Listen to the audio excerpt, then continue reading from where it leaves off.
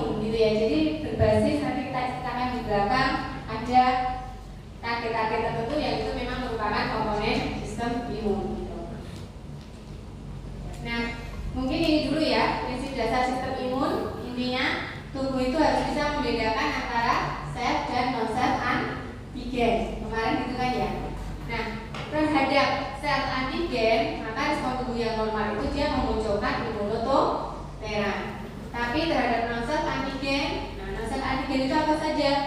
Bisa bakteri, gitu ya, bisa virus, gitu ya, mikroba, kemudian juga bisa organ transplant, gitu ya, kemudian juga bisa sel tumor, itu juga bisa dianggap sebagai non sel, ataupun sel endogen kita, tapi ada kesalahan pengenalan sehingga dia dikenali sebagai non sel antigen. Nah ini nanti maka terhadap yang seperti ini tadi ya, non sel antigen tadi, maka tubuh akan menimbulkan respon imun. Respon imunnya itu ada yang innate sama adaptif. Ini kan gitu. Kalau innate, nah innate itu dia semuanya sama. Antigen apapun itu yang masuk, responnya ini sama, dia berlaku general gitu ya terhadap semua patogen yang masuk. Nah, ini apa saja yang innate? Ini ada fixed barrier. Ya, yang pertama ada epidermis kulit. Nah, kemudian nanti di bawahnya ada mukosa, misalnya mukosa saluran pernafasan, mukosa saluran gastrointestinal gitu ya, dan juga lisosim. Itu kan sebenarnya untuk pertahanan tubuh kita menghadapi agen-agen non sel yang masuk tadi. Nah, kemudian ada juga yang respon imun yang ini dia bersifat seluler seperti polimorfonuklear, kemudian juga makrofag, sel dendritik gitu. Jadi kalau dia di sini nggak bisa, misalnya epidermisnya itu ada yang locus minoris resistensinya gitu ya, yang misalnya dia ada lukanya gitu kan dia akan lolos tuh. Nah maka dia di situ akan ditangkap oleh ini makrofag, sel dendritik ini untuk dieliminasi. Gitu. Nah mengeliminasinya gimana? Nah ini kalau makrofag itu dari langsung fagositosis, kalau yang sel dendritik itu dia dengan mempresentasikan kepada sel T sebagai APC gitu. Gitu ya, makrofag juga bisa berperan sebagai APC, tapi yang paling bagus sebagai APC itu adalah si sel dendritik gitu. Nah kemudian respon imun innate lagi itu ada yang disebut sebagai humoral, dia komplement. Nah komplement itu merupakan respon imun adaptif yang bersifat humoral, gitu ya. Nah terus kemudian kalau ini tadi dia kurang mampu, maka akan memicu respon imun yang adaptif melalui apa tadi? Dijembatani oleh sel APC tadi, sel dendritik. Dia akan mempresentasikan kepada sel T ya.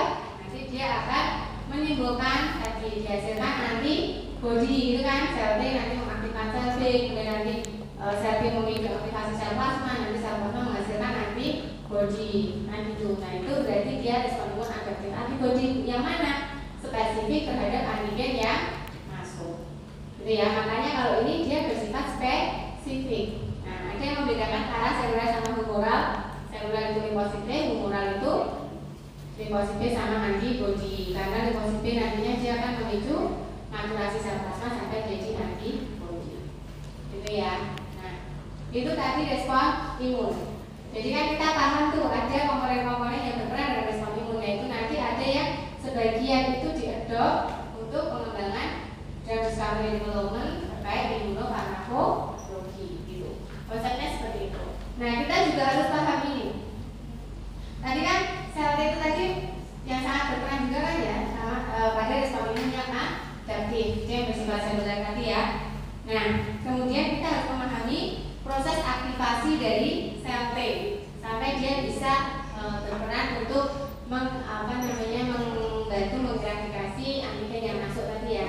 Kenapa harus paham ini? Karena nanti banyak komponen-komponen yang ada di sini itu nanti yang tadi saya sampaikan dia diadopt untuk prinsip drug discovery development untuk agen imunofarmakologi gitu. Nah, proses aktivasi dari sel T itu dia melibatkan 3 sinyal. Yang pertama sinyal aktivasi, kemudian sinyal survival sama sinyal diferensiasi.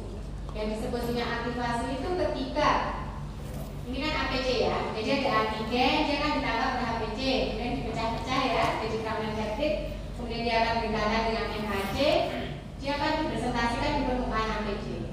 Nah, itu akan lebih mudah dikenali oleh sel T reseptor yang ada di permukaan sel T CD4, gitu kan ya, sel T. Kemudian ini nanti setelah bertemu itu akan dilanjutkan dengan adanya sinyal survival. Sinyal survival itu apa? Sinyal survival itu ketika molekul B7 punyanya APC, dia ketemu dengan molekul CD2D8 punyanya si sel T. Kalau tanpa sinyal survival, nanti sel T-nya itu menjadi sel T yang anergi. Jadi dia kurang mampu untuk merespon sistem imun gitu. Nah, kemudian setelah itu nanti dia akan lanjut ke sinyal diferensiasi, ya, ditentukan oleh sitopin ini yang dihasilkan oleh sel APC. Dia mau ke arah sel T CD8 kah? Dia akan ke arah sel T CD4 kah? Dia akan ke arah sel T intinya dia akan menentukan ke arah subset sel T itu berkembang ke arah mana gitu. Itu ditentukan oleh yang ini, sinyal yang ketiga ini, gitu ya. Nah, kemudian hubungannya apa? Aktivasi ini tadi sama imunofarmakologi tadi. Misalnya ini, ya. Ternyata pada yang sel T teraktivasi itu di sini nanti dia akan muncul interleukin 2. Interleukin 2 itu dia bersifat autokrin. Karena apa? Karena interleukin 2 yang dihasilkan di sini dia akan berikatan dengan reseptor interleukin 2 punyanya sel T itu sendiri. Fungsinya memicu proliferasi sel T yang telah aktivasi. Gitu ya.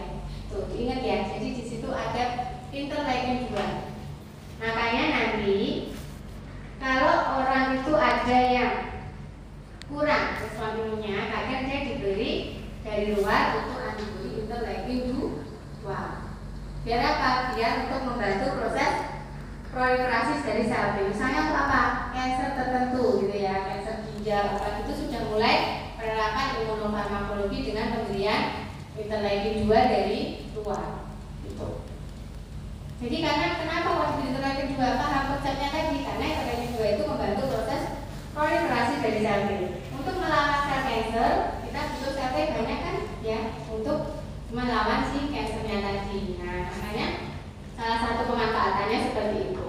Nah, kemudian juga ada di sini. Di sini tadi kan ada sinyal kostimulator molekul ya, ada CD28. Nah, intinya semua di alam itu kan semua keseimbangan, termasuk di dalam tubuh kita sampai alam molekuler itu semua ada keseimbangan gitu. Misalnya ini, jadi kalau sebenarnya kalau dirasa proliferasi sel T itu sudah cukup, maka sel T ini gantian akan mengekspresikan CTLA4. Nah, si CTLA4 ini dia punya kemampuan afinitas jauh lebih kuat afinitasnya dengan B7 dibandingkan dengan CD28. Kalau B7 itu ketemu dengan si CTLA4 tadi, maka proliferasi sel T itu akan mandek, akan switch off. Gitu ya. Paham sampai di sini? Gitu.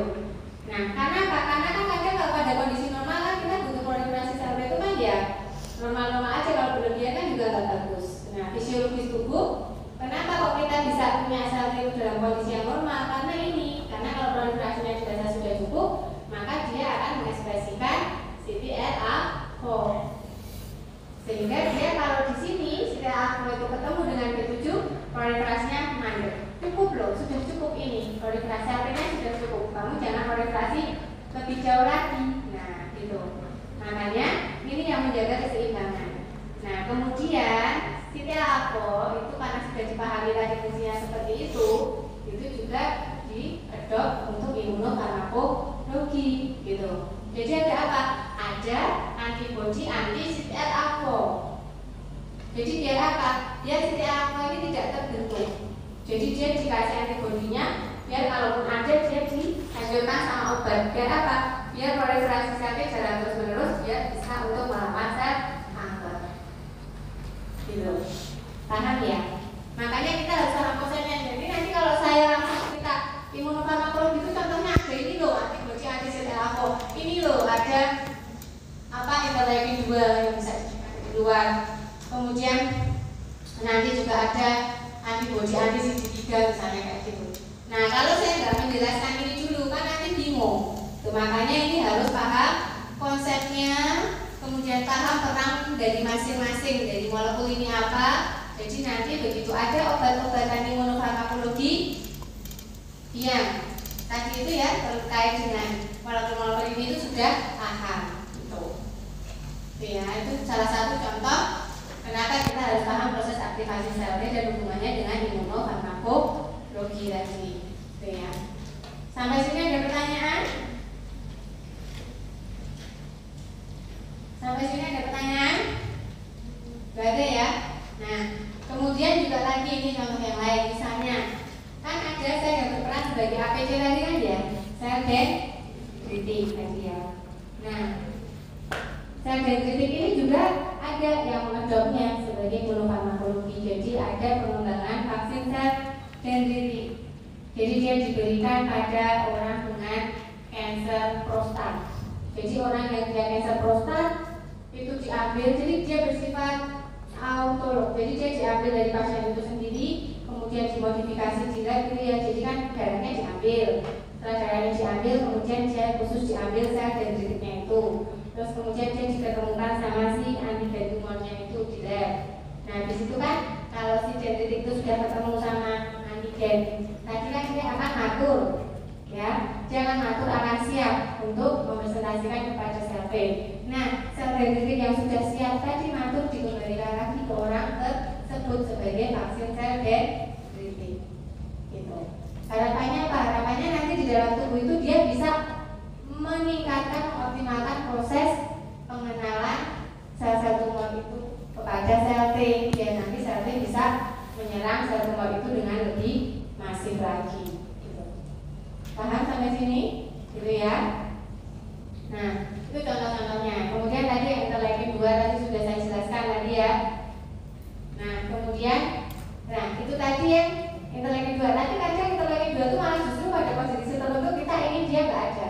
Diberi inhibitor interleukin 2. Nah, misalnya pada apa? Pada kondisi untuk mencegah terjadinya penolakan jaringan organ transplant.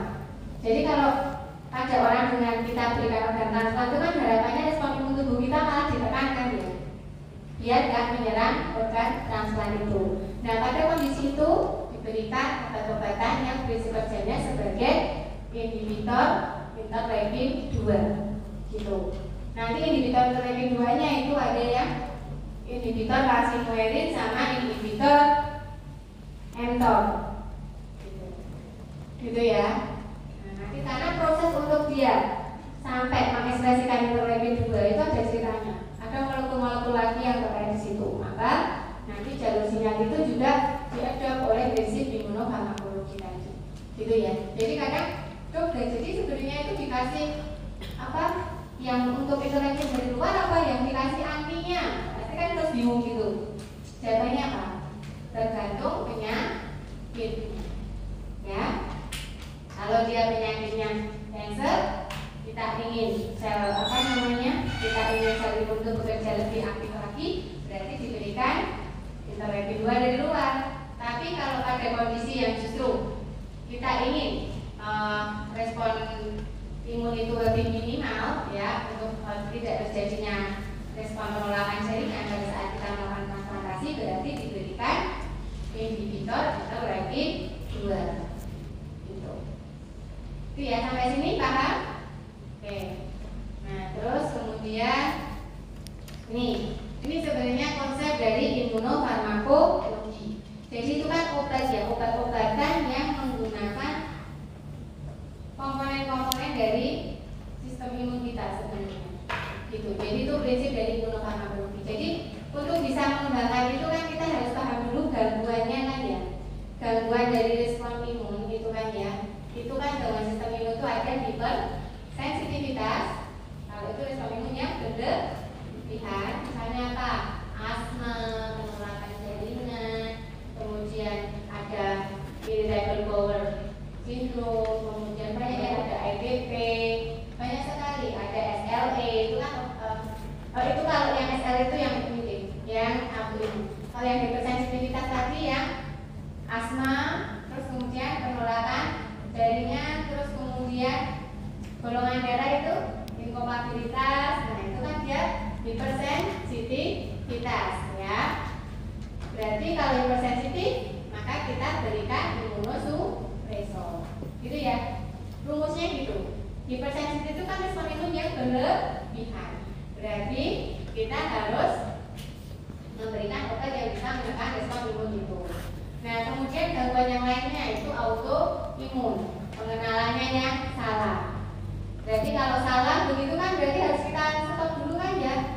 Biar salahnya nggak tambah banyak. Nah, menyetopnya dengan apa? Dengan imunosupresor. Gitu. Makanya penyakit-penyakit autoimun biasanya juga diberikan kortikosteroid dosis tinggi. Itu kan dia juga sebagai imunosupresor. Misalnya gitu. Nah, terus kemudian pada kondisi gangguan imun yang lainnya, misalnya imunodefisiensi, ya, misalnya pada HIV, nah itu obatnya adalah justru kita ingin meningkatkan, maka diberi imunostimulator, ya. Nah, kalau untuk cancer bagaimana? Jadi cancer itu patogenesisnya ke sini-sini ternyata, oh kok dia juga terkait dengan respon imun ya, gitu. Jadi inflamasi yang berlebihan, respon imun tubuh kita, makanya dia terus akan menjadi cancer. Nah, makanya terus cancer itu sekarang pengobatannya juga banyak berkembang yang disebut sebagai imunoterapi cancer. Karena ternyata cancer itu kan sebenarnya onkogennya itu spesifik ya. Onkogen dari kanker payudara misalnya yang kanker payudara HER2 positif berarti onkogennya adalah HER2, human epidermal receptor tipe 2 misalnya. Kalau pada kanker kolon itu ada onkogennya itu misalnya PEGF, vascular endothelial growth factor, misalnya gitu. Nah, onkogen itu kan yang ditarget, jadi dikembangkan antibodi dari luar antinya. Misalnya kalau tadi kanker payudara berarti dikembangkan anti HER2 ya antibodinya, kemudian dia diberikan. Berarti HER2-nya nanti biar bisa lebih ditekan. Kalau yang dia karena kansernya berkembang karena VEGF-nya yang berlebihan, berarti diberi antibodi anti VEGF, misalnya gitu. Itulah prinsip dari imunofarmakologi itu sebenarnya kayak gitu. Itu ya, terus. Nah, jadi imunofarmakologi itu apa? Ada yang ingin berpendapat? Tadi kan sudah ada pendahuluan ya, sudah ada pendahuluan, sudah ada beberapa contoh. Jadi kira-kira imunofarmakologi apa? Ya? Apa imunofarmakologi? Ini ya, cabang ilmu. Tadi juga sudah saya sampaikan. Cabang ilmu farmakologi yang memang berhubungan dengan obat-obatan, pengembangan obat, discovery development yang terkait pada sistem imun tubuh kita yang menjadi targetnya. Itu ya, intinya kan itu. Nah, kemudian dia terdiri dari imunomodulator sama imunoterapi cancer tadi. Ya. Kemudian kita ke yang pertama, imunosupresor. Nah, imunosupresor tadi fungsinya apa? Mensupres, menekan respon imun yang berlebihan atau hipersensitivitas atau pada respon imun yang salah, ada autoimun gitu ya. Nah, kemudian imunosupresor itu nanti dibagi lagi, ada yang sifatnya konvensional, ada yang targeted therapy. Jadi kalau konvensional itu dia bekerja secara umum, misalnya apa? Kemoterapi. Nah, itu kan umum ya. Jadi sel yang aktif membelah, entah itu sel target atau dia sel normal yang punya tingkat proliferasi tinggi itu juga ikut terkena dengan obat ini gitu. Tapi kalau yang targeted terapi dia spesifik karena yang ditarget itu biasanya onkogen yang memang jelas-jelas sebagai penyebab kanker itu. Nah, misalnya itu targeted terapi, gitu ya. Nah, kemudian nih, ini ya potong ya. Nah, ini ya. Jadi imunosupresor itu kita bedakan tadi menjadi yang konvensional sama targeted terapi tadi ya. Nah, kalau konvensional itu dikelompokkan lagi, ada yang kerjanya itu dengan menghambat ekspresi gen-gen yang ada di limfosit. Contohnya adalah kortikosteroid tadi. Makanya kenapa gangguan hipersensitivitas tadi sebagian besar atau autoimun tadi bisa diberi kortikosteroid, ya. Terus ada yang kerjanya dengan menghambat jalur sinyal limfosit. menghambat proses ekspresi interleukin 2 tadi ya. Nah ini ada yang inhibitor calcineurin sama inhibitor mTOR. Jadi contoh obatnya ya. Kemudian ada yang bekerjanya sebagai agen sitotoksik. Jadi dia menyerang sel T itu secara langsung gitu ya. Nah contoh obatnya adalah siklofosfamid, azathioprine sama diclofenac mofetil. Gitu. Nah itu tadi yang konvensional. Kalau diberikan obat-obat ini, kortikosteroid, kemudian tacrolimus, kemudian siklofosfamid, azathioprine, itu dia akan punya efek samping yang rendah atau tinggi? Tinggi, karena sel tubuh kita yang normal yang punya tingkat proliferasi tinggi itu juga ikut terkena. Misalnya apa? Folikel rambut. Kenapa orang yang dapat kemo itu dia akan mudah rontok. Kemudian epidermis kulit. Kenapa yang dapat obat kemo itu dia akan mengalami hiperpigmentasi. Kalau enggak mukosa usus ya, mukosa saluran cerna. Itulah yang menjelaskan kenapa orang-orang yang mendapatkan obat kemo dia akan sering diare, sehingga nanti kakeksia, tubuhnya kurus kering gitu. Ya, sebenarnya itu semua ada hubungannya gitu. Jadi makanya kalau kita belajar jangan hanya sekedar ngapalin. Kita cari itu kenapa kok bisa gitu, itu kenapa gitu. Misalnya hanya ngapal kalau orang kemo itu efek sampingnya rambut rontok, diare, kurus misalnya gitu. Tapi kita nggak coba ingin tahu kenapa kok dia bisa seperti itu. Alasannya itu tadi, itu ya. Ini kok begini terus ya artinya.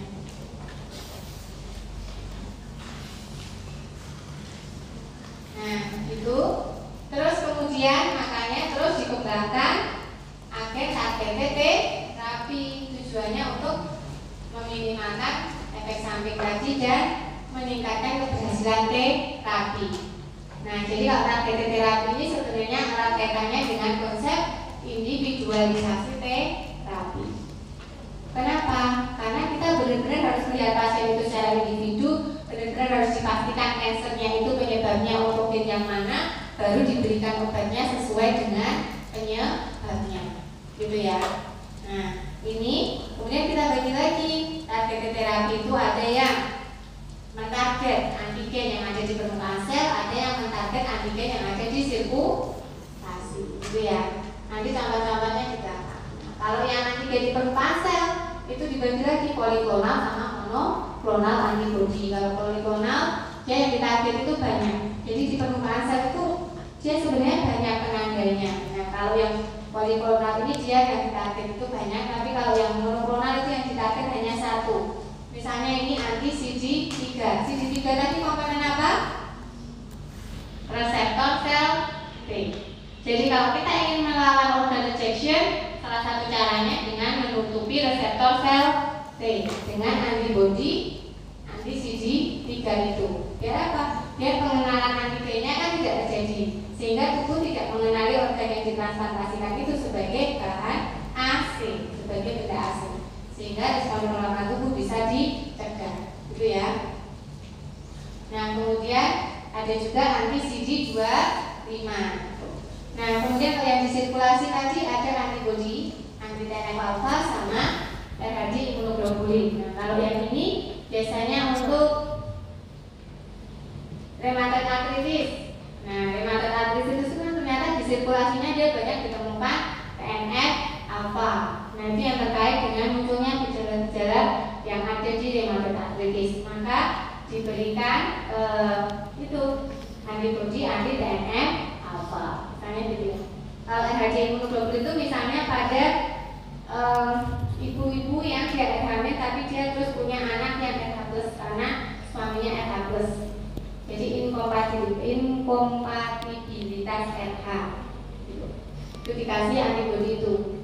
Nah, jadi kalau di ibu itu dia RH-nya min, dia hamil anak RH+, otomatis kan nanti begitu lahir kan jadi tercampur tuh sirkulasinya. Berarti kan antigen RH dari janin juga masuk ke ibu. Karena masuk ke ibu, awalnya dia negatif, maka dia akan membentuk antibody terhadap tadi RH-nya. Nah, antibody inilah bertahan di tubuh ibu. Kalau nanti ibu ini hamil anak kedua, ternyata RH+ juga, nah nanti maka itu akan langsung antibody itu menyerang, masuk menembus membrana plasenta kemudian menyerang janinnya.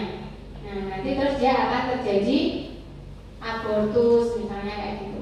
Nah, makanya dia bersifat profilaksis. Kalau sudah tahu, misalnya ibunya itu hamil, suaminya RH+, terus nanti anaknya itu pas lahir itu ya, ternyata dia ada tanda-tanda kuning gitu ya, terus dicek ya anaknya ternyata RH-nya itu RH+, berarti ibu itu harus segera diinjeksi dengan itu tadi RHD imunoglobulin. Biar apa? Biar antibodi RH yang ada di ibu tadi dimakan oleh ini. Jadi nanti kalau ini bersih, terus nanti kalau dia hamil lagi, anaknya itu RH+, jadi nggak masalah gitu. Jadi dia bersifat preventif, gitu ya. Nah terus kemudian ini obat-obatan imunosupresan nanti dibaca sendiri ya. Tadi kan diklasifikasikan terus beserta contohnya itu. Nah kemudian ini yang apa tadi yang inhibitor interleukin 2 tadi, inhibitor jalur sinyal limfosit tadi ya. Nih, jadi ini kan tadi proses aktivasi sel tadi kan ya, melibatkan 3 sinyal tadi ya. Kalau dilihat lebih dalam lagi ternyata ada ini loh. Nah inilah yang terus digunakan juga sebagai salah satu dasar pengembangan imunofarmakologi. Misalnya ini, jadi ada antigen tadi masuk dikenali oleh APC, kemudian dipresentasikan ketemu FHC, kemudian dipresentasikan di sini dikenali oleh sel T. Kemudian mereka berikatan. Setelah dia berikatan, dia akan menyebabkan influx CA itu masuk. Ya, setelah CA itu masuk ke dalam sitosol, dia akan berikatan dengan siklopilin ya. Di sini tuh ada imunopilin. Imunopilin itu jenisnya banyak. Dia akan berikatan dengan imunopilin, kemudian dia juga akan berikatan dengan calcinurin. Jadi ada 3 komponen di situ. CA12 ion, kemudian si imunopilin sama yang ketiga calcinurin. Begitu mereka bertemu bertiga, itu akan menyebabkan si calcinurin itu menjadi aktif. Kalau mereka itu nggak ketemu bertiga, calcinurin itu tetap dalam kondisi inaktif.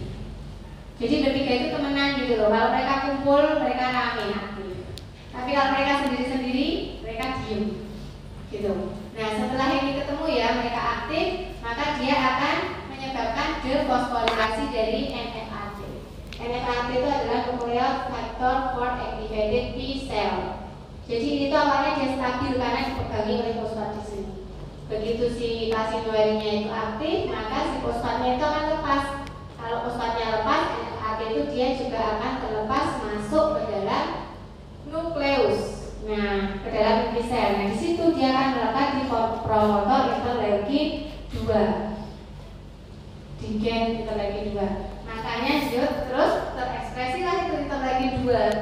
Nah, setelah interleukin 2 terekspresi, dia akan berikatan di reseptor interleukin 2 di sini. Nah, dia bersifat autotrin. Nah, setelah itu berikatan, maka dia akan memicu siklus sel yang ada di bawahnya di sini. Di sini ada mTOR dulu nih. Di sini ada mTOR, kemudian aktif mTOR-nya, dia siklus selnya aktif, maka dia akan memicu proliferasi sel T. Sampai sini paham? Ini proses yang normal. Nah, kemudian obat-obat tadi gimana kerjanya? Nah, ini. Tadi kan ada inhibitor calcinurin, ya kan? Dia kerjanya di sini. Dia menghambat si calcinurin, menghambat proses aktivasi ini. Melalui apa? Karena dia akan mengikat imunopilin. Antara siklosporin sama tacrolimus itu dia sama-sama mengikat imunopilin, hanya beda jenis imunopilin yang diikat. Kalau siklosporin itu dia mengikat siklopilin, kalau tacrolimus itu dia mengikat banding protein. Ya. Nah, karena salah satu temennya tadi diikat, walaupun ada CA, di sini ada calcinurin, tapi dia tetap inaktif. Karena inaktif berarti di sini juga tidak bisa kan? Berarti interleukin 2 tidak terbentuk. Kalau interleukin 2 tidak terbentuk, berarti proliferasi sel T di sini bisa dihambat. Ini kita berikan pada kondisi apa? Pada kondisi di mana kita ingin menekan respon imun.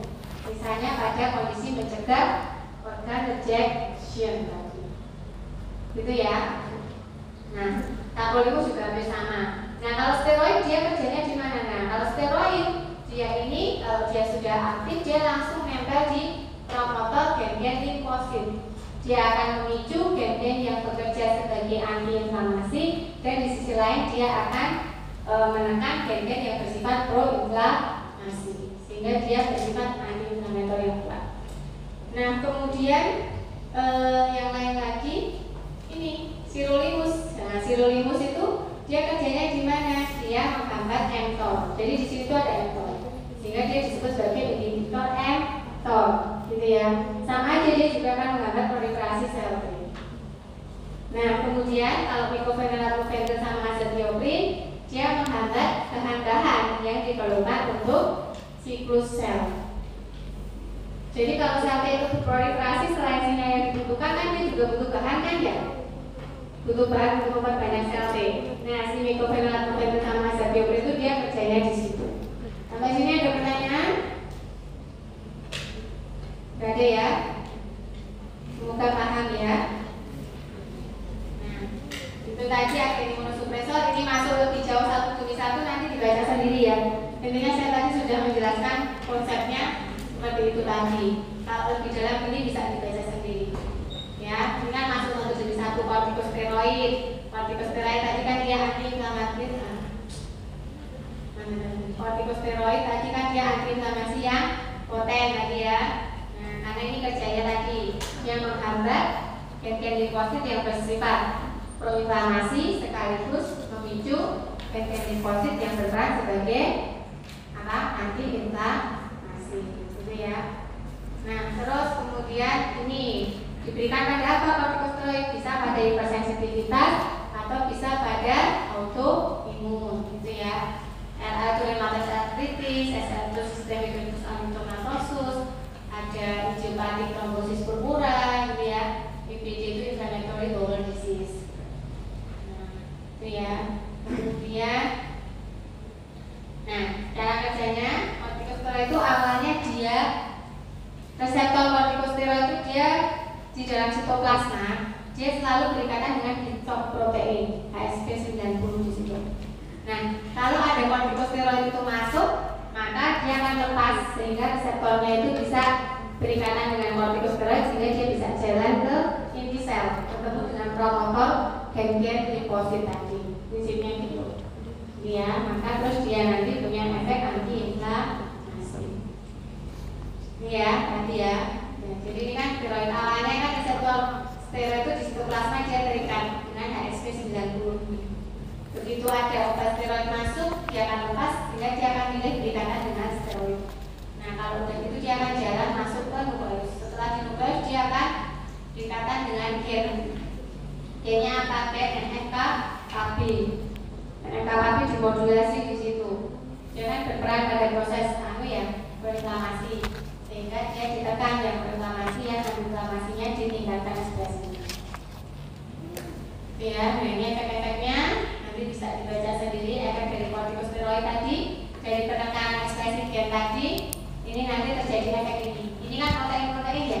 Kalau ekspresi gen itu ditekan kan berarti protein yang terkait dia juga akan tertekan gitu.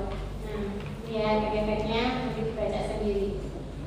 Nah, terus ini tapi kortikosteroid itu dia punya efek samping.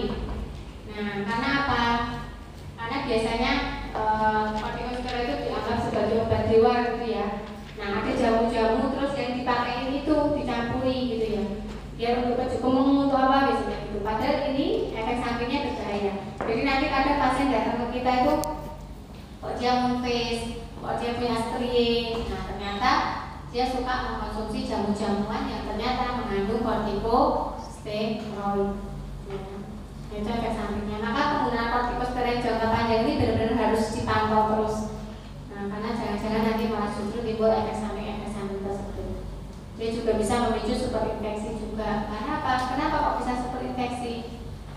Kortikosteroid tadi perannya menekan respon imun. Berarti di sisi lain dia juga bisa meningkatkan terjadinya kemungkinan infeksi, ya kan? Gitu ya. Ini contoh-contohnya efek samping dari kortikosteroid. Nah, itu tadi kortikosteroid. Kemudian ini yang inhibitor jalur sinyal limfosit tadi. Inhibitor kita lagi dua tadi ya. Nah, ini Ini tadi sudah saya ceritakan, nggak perlu diceritakan lagi ya. Jadi hanya bedanya imunofilin yang diikat tadi, kalau siklofilin itu siklosporin itu dia mengikatnya siklofilin, sedangkan tacrolimus dia mengikatnya binding protein tadi. Ya. Ini sama dengan yang sudah saya terangkan tadi. Kemudian ini inhibitor karsinoerin jika lebih perdalam lagi tadi ya. Nah ini kan hanya yang saya terangkan tadi, saya tulis di sini. Gitu. Ya. Terus kemudian ini siklosporin, nah dia ternyata diambil dari jamur ya. Tolycocladium glycum. Nah ini tadi mekanismenya, kemudian indikasinya untuk pencegahan organ rejection tadi, gitu ya, atau penyakit autoimun.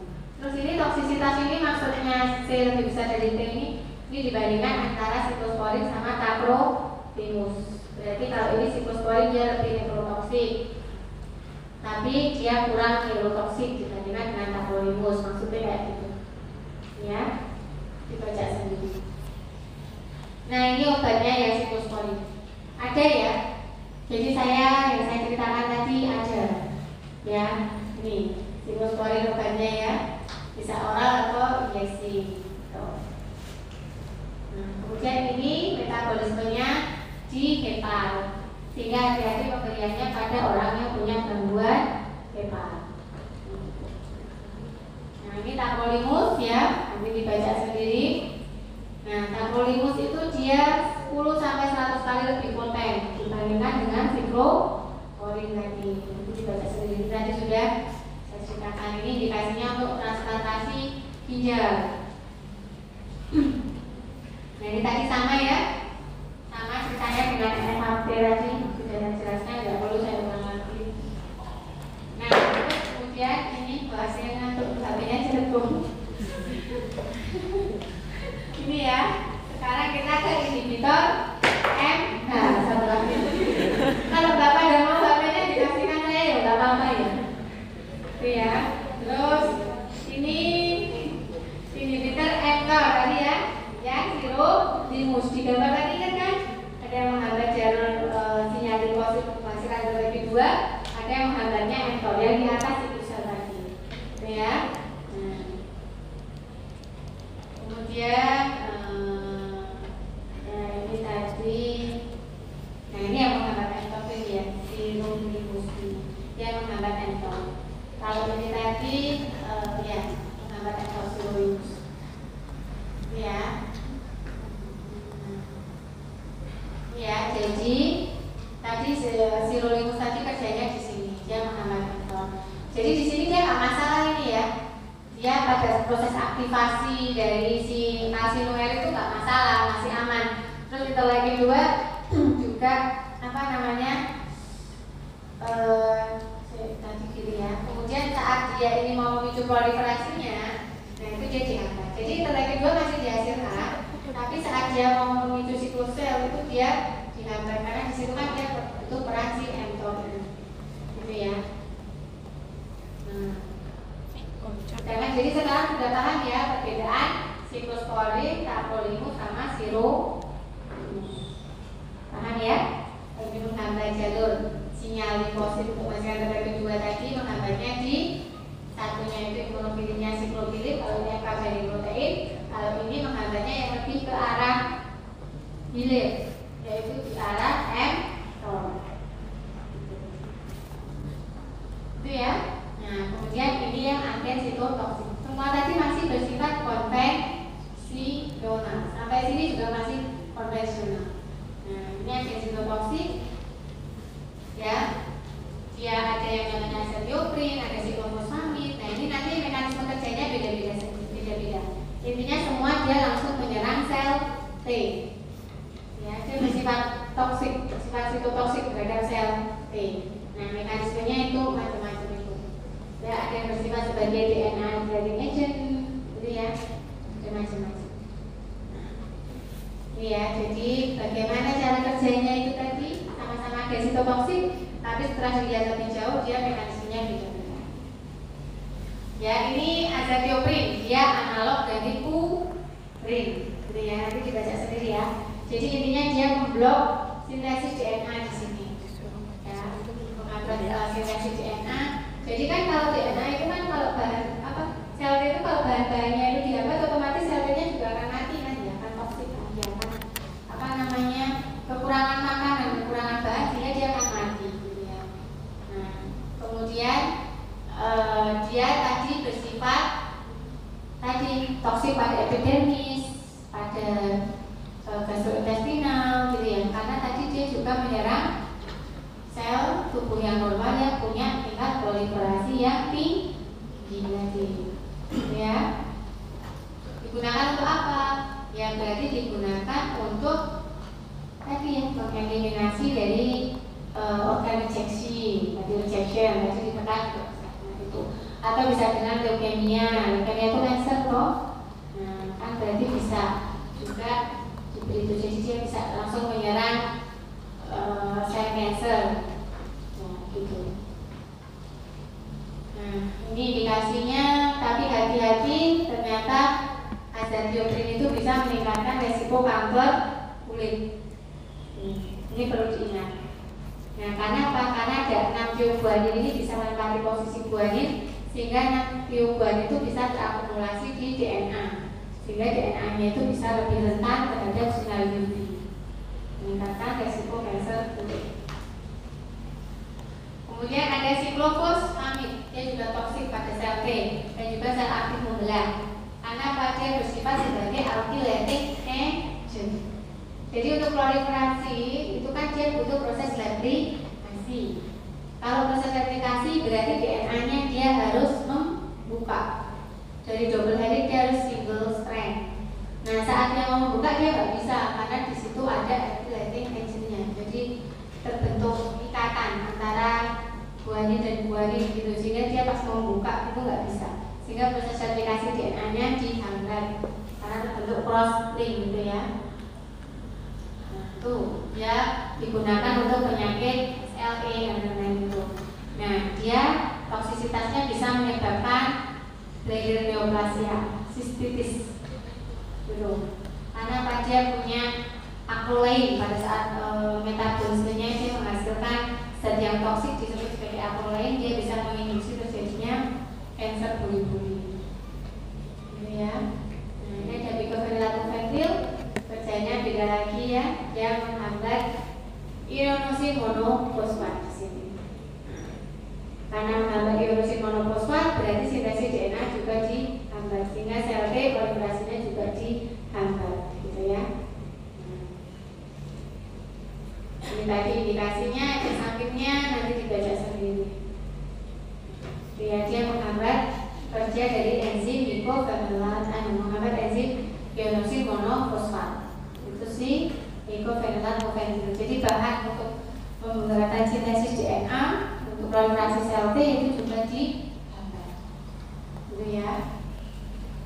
Nah ini metotrexat. Kalau metotrexat dia menghambat enzim DHFR, hidropolat reduktase. Dia merupakan suatu koenzim ya yang diperlukan untuk proses sintesis DNA juga. Nih ya, dia menghambat di sini, menghambat hidropolat reduktase DHFR. Nah ini dia menghambat enzim DHFR sama menghambat demidilatase. Itu ya, tuh metotrexat. Nah itu tadi kita membahas yang ini. Nah sekarang kita mau ke sini. Ada yang ditanyakan?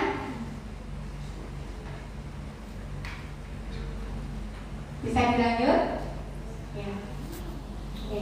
Kita lagi yang konvensional sudah, tapi konvensional tadi banyak efek sampingnya, ya kan?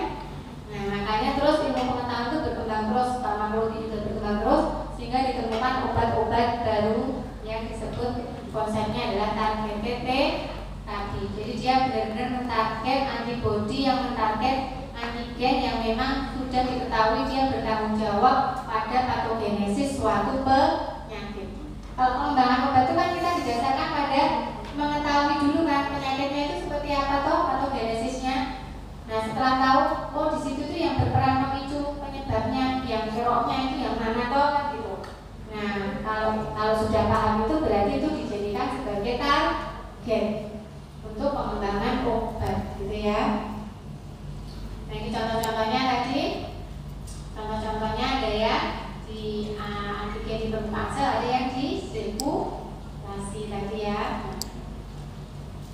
Nah, ini kalau yang di permukaan sel ada yang poliklonal, itu disebut sebagai salah satu contohnya anti-thymosid globulin. Jadi ini yang ditarget itu banyak sekali ya. Nah, ini adalah marker-marker ada di permukaan T-sel. Jadi jangan bayangkan T-sel itu mulus ya, permukaannya itu glowing itu enggak. Jadi ini permukaannya kayak orang jerawatan karena ada CD-CD-nya itu, ada cluster of differentiation-nya, ada penandanya. Nah, penanda-penanda inilah yang dianggap sebagai antigen yang diserang oleh si APG ini. Nah, sehingga nanti sel T itu juga akan mati gitu kan ya. Ini diberikan pada kondisi apa? Untuk menekan respon organ rejeksi. Makanya kenapa orang-orang yang habis mau dan habis transplantasi ginjal itu dia harus dipantau secara ketat di ruang isolasi. Karena kira-kira kenapa? Dia mendapatkan obat-obat ini loh. Obat itu tadi itu sistem imunnya gimana? Tertekan kan? Nah, kalau dia nanti bareng sama bangsal orang yang sakit-sakit itu, nah dia malah justru akan bisa terkena penyakit-penyakit yang lainnya. Makanya kalau mau transplantasi ginjal itu benar-benar dijaga sekali. Karena itu tadi. Karena kalau nggak dikasih obat ini, gagal pasti nanti transplantasinya. Begitu masuk dikenali benda asing, langsung diserang sama sistem imun kita. Gitu ya. Nah, kemudian ini tadi ada juga yang di permukaan sel tapi dia hanya satu aja, hanya spesifik, yaitu CD3 ya, antibodinya itu. Jadi kalau obat-obat itu misalnya namanya belakangnya ada AB-nya, AB itu antibodi, gitu ya. Jadi sama, obatnya tadi berikatan dengan CD3 itu merupakan komponen reseptor sel T, sehingga pengenalan tadi ya aktivitas sel T itu bisa menurun gitu. Nah, ini obat-obatnya untuk ini ya, terutama untuk menangani organ rejection. Nah, kemudian juga anti CD25. CD25 itu merupakan komponen reseptor interleukin 2. Tadi diingat setelah terjadi aktivasi kan sel T harus proliferasi. Proliferasinya kapan? Ketika interleukin 2 ketemu dengan reseptor interleukin 2 di permukaan sel T. Nah, kalau kita ingin mencegah proliferasinya, berarti salah satu caranya dengan menutupi reseptor interleukin 2. Ya, itu. Nah, reseptor interleukin 2 itu dia CD-nya CD berapa? CD2 di. Makanya ada antibodi anti CD25.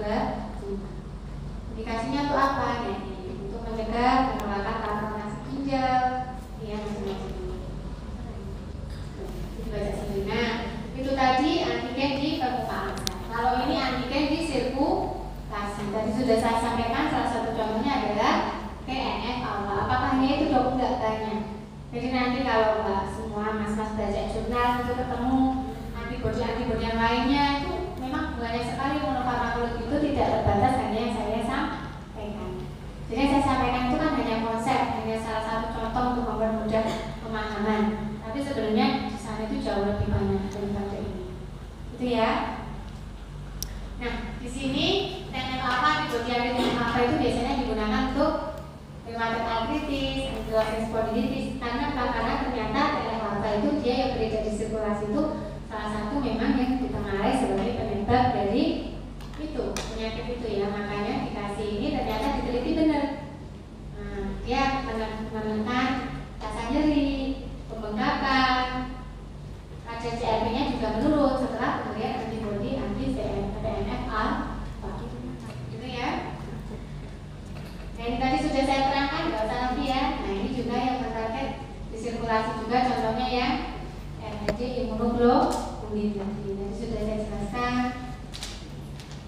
Nah, imunostimulatornya itu dia lebih banyak yang di penelitian gitu ya. Yang sudah banyak diterapkan itu adalah yang imunoterapi cancer. Kita nanti ke sini beberapa contoh imunoterapi cancer. Nah, ini imunoterapi cancer itu kalau dilihat lagi ternyata ada yang bersifat seluler, ada yang bersifat sitokin, ada yang bersifat antibodi monoklonal. Gitu ya. Nah, kalau yang bersifat seluler apa? Misalnya tadi vaksin sel dendritik. Ya, itu kan tadi juga bisa untuk kanker tadi ya, kanker. Kemudian kanker prostat tadi. Kemudian ada yang dengan pemberian vaksin BCG. BCG itu apa sebenarnya? Ya, bakteri yang di lemak. Nah, makanya dia sengaja disuntikkan di bulu-bulunya itu. Biar apa? Biar respon imun di daerah situ tuh dia aktif, sehingga dia juga akan menyerang sel kankernya itu. Itu ya. Ini untuk BCA untuk lemak. Kalau sifatnya sitokin ada tadi, malah justru diberi interleukin 2 tadi ya. Nah, nanti contohnya diberikan pada kondisi CA ginjal atau melanoma ini. Kemudian juga ada kemudian interferon alfa pada kondisi ini ya. Kemudian ada yang diberikan GM-CSF. Ini granulosit stimulating factor. Jadi ini yang setelah kemo itu kan sumsum tulangnya ini bersih. Jadi makanya dia terus diberikan itu GM-CSF itu biar memicu pertumbuhannya lagi. Gitu. Kemudian ini ada antibodi yang bersifat antibodi monoklonal tadi sudah saya jelaskan. Antibodi anti-CD52 karena antibodi CD52 ini dia merupakan penanda dari limfosit yang mengalami keganasan pada kronik limfositik leukemia. Makanya kalau sudah tegak pasti dia diagnosisnya CLL bisa diberi dengan antibodi anti-CD52. Kemudian tadi kanker payudara itu ternyata jenisnya banyak sekali ya. Ada kanker payudara yang disebabkan karena estrogen progesteronnya yang terekspresi berlebihan. Ada kanker payudara yang bentuknya positif, ekspresinya berlebihan itu yang bentuk. Ada yang dia triple negatif. Triple negatif itu nggak diketahui penyebabnya apa. Diperiksa itu dia semua ekspresinya normal, diperiksa jaringannya. Nah, makanya lebih susah pengobatan ya kanker payudara triple negatif. Nah, maka sebelum memberikan ini biasanya dilakukan pemeriksaan apa? Imunohistokimia di patologi anatomi. Ya, dia sebagai gold standarnya. Di sini tuh yang dokter Fikar, dokter Nova, dokter Dia itu yang mengerjakan ini. Nah, itu nanti sebagai pedoman bagi dokter spesialis onkologis untuk memberikan terapi. Itulah konsep individualisasi terapi. Nah, nanti kalau hasil bacaannya, oh iya, ini kanker payudara bentuk positif, dia terekspresi berlebihan bentuknya pas dicap gitu. Nah, jadi kalau seperti itu, baru terus terapi selanjutnya dokternya, oh ya Kak, oh berarti ini diberikan ini antibodi anti-HER2. Jadi nggak boleh tanpa adanya hasil pemeriksaan patologi anatomi itu tiba-tiba langsung diberi ini. Karena ini harganya mahal dan belum tentu penyebabnya adalah ekspresi HER2 yang berlebihan. Paham ya? Nah, itu adalah salah satu contoh konsep individualisasi terapi. CA kolon pun juga seperti itu. Jadi CA kolon itu jenisnya juga banyak. Salah satunya disebabkan karena overekspresi dari vascular endothelial growth factor atau VEGF. Makanya kalau udah ada pasien curiga datang diperiksa macam-macam kok ternyata ketemu ada massa, kemudian gejalanya mendukung ke arah CA kolon, maka dibiopsi terus diperiksa ke PA. Ini ketemunya apa ini yang overekspresi ini? Oh, kalau ternyata VEGF nanti dia diberi antibodi anti-VEGF. Itu ya. Kemudian antibodi anti-CTLA-4 tadi juga ini untuk yang melanoma. Konsepnya tadi sudah saya jelaskan. Ya, nah ini yang saya kritik tadi. Nah, ini tadi ya yang saya ceritakan, dia diambil dari orang itu sendiri, kemudian nanti dimurnikan di aparesis ya. Kemudian hanya saya kritik saja, tapi dia belum matur. Kemudian dia diketemukan dengan komponen dari sel virusnya apa? Kankernya tadi, kemudian dia jadi matur. Setelah matur dia diinjeksikan balik ke jadi dia mahal dan dia bersifat auto, makanya penggunaannya terbatas. Ya, ini yang BCG tadi sudah saya jelaskan. Nah, ini yang pemberian interleukin 2 dari luar tadi ya. Nah, berarti ini untuk kanker ginjal tadi. Kemudian ini yang interferon gamma. Ini untuk pencegahan, biasanya diberikan pada hepatitis C kronis atau B kronis untuk pencegahan ke arah perkembangan ke karsinoman hepatoseluler, indikasi interferon alfa. Tapi dia tidak boleh diberikan pada infan. Hati-hati, ya. Kontraindikasi untuk neonatus dan infan dengan hepatitis C. Ya. Nah, kemudian di FCSF tadi udah baca sendiri. Yang antibodi anti-52 tadi kalau udah tegak CCRL dia diberikan. Jadi leukemia itu kan jenisnya juga banyak ya. Dia yang karena kromosom Philadelphia, dia ada yang akut myositic leukemia, ada yang kronik limfositik leukemia, ada yang akut limfositik leukemia. Jadi dia tergantung tahapan mana dia mengalami keganasan. Kan proses pembentukan dari sel darah sudah belajar kan PK hematopoiesis. Nah, itu kan dia ada tahapannya banyak sampai dia menjadi sel yang akut, entah itu sel limfosit B, limfosit T, atau neutrofil, eosinofil, basofil, macam-macam itu kan ya. Nah, tergantung dia itu di tahap mana dia mengalami keganasan. Makanya nanti dia akan jadi leukemia yang mana itu tergantung itu. Nah, masing-masing tahapan itu dia punya cluster of differentiation sendiri. Nah, kalau CLL dia pada saat tahap dia menjadi limfosit, CD-nya CD52. Oke ya. Nah, kemudian ini tadi yang HER2 tadi. Nah, intinya dia harus pastikan dulu. Jadi HER2 itu apa toh? Human epidermal receptor.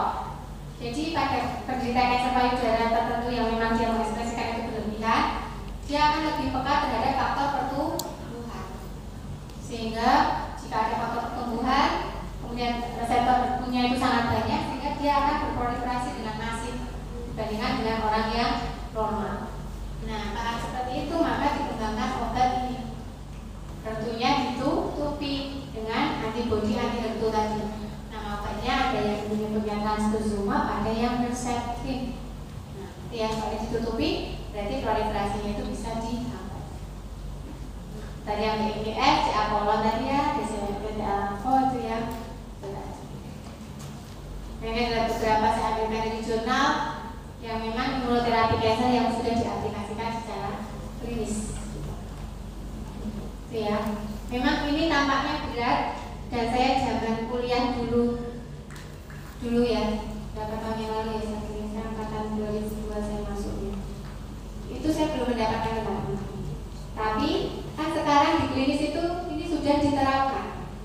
Nah, makanya kalau nanti diberikannya itu sama seperti saat saya dulu sekolah di sini, kira-kira nanti gimana? Ketinggalan kan pas saat di klinis itu. Nah, makanya kita harus mengikuti, kita harus berlari. Sekarang kita perkembangannya kemana? Ya berarti kita harus belajar ke sana. Gitu. Mungkin saya dulu baru dapat ini tuh S2, baru paham tentang ini. Tapi sekarang ya bapak sekalian, mbak mas sekalian masih S1 ya Pak, karena nanti saat koas itu dibedah, kemudian nanti kalau di stase internal misalnya ya, itu sudah ketemu tuh dengan obat-obatan itu, ya. Makanya kalau nggak paham ini kan kita sayang ya, ini obatnya ini apa sih gitu. Padahal itu sebenarnya adalah konsep imunofarmakologi, itu ya. Nah ini adalah referensi ya, gunakan nanti bisa dibaca-baca. Kalau imunologi itu yang enak itu yang dengan gambar-gambar itu yang genuine. Itu bahasa Inggrisnya lebih mudah dipahami. Kemudian juga gambar-gambarnya itu informatif sekali. Kalau mau belajar itu ya. Sampai sini ada pertanyaan? Gak ada? Gak ada ya? Saya sampai jam berapa? Sudah habis? Sudah habis. Udah? Itu ada pertanyaan? Ya nanti kalau sekali ini belum paham dibaca-baca lagi ya. Kalau paham. Kalau itu paham nanti dibaca-baca lagi insyaallah. Intinya kalau belajar itu kita harus apa? Harus merasa bahwa ini penting. Dan yang kedua kita harus senang. Nah, kalau udah dua itu nggak ada, segampang apapun materinya itu ya nggak akan masuk. Tapi kalau dua itu tadi sudah ada, ya kita tahu ini penting dan kita senang,